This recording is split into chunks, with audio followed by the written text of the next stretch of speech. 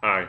I just wanted to make one more brief additional comment to my take on the proper role of government, what I believe are its two proper functions. And that is that under no conditions can any legitimate government fund its operations via taxation or any other form of legalized plunder.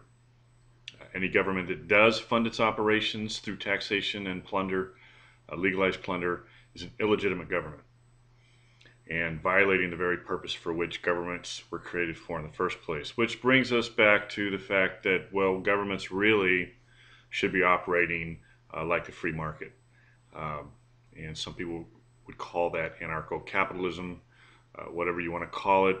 Uh, Governments, if they are operating legitimately, need to operate under the same principles of the free market. It makes sense.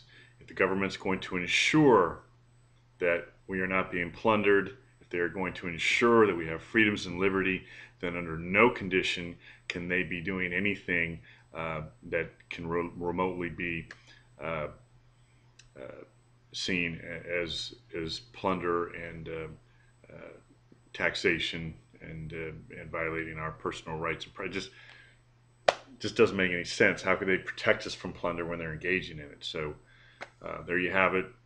Legitimate governments cannot fund their operations through taxation. They must fund their operations via the free market.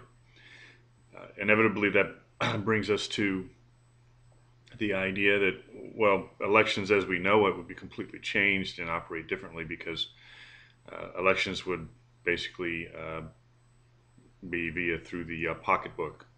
In other words, I'm not going to pay for my own enslavement. I'm your customer. You're not protecting me and my rights. You're plundering my property. So I'm going to find, we're going to stop funding you.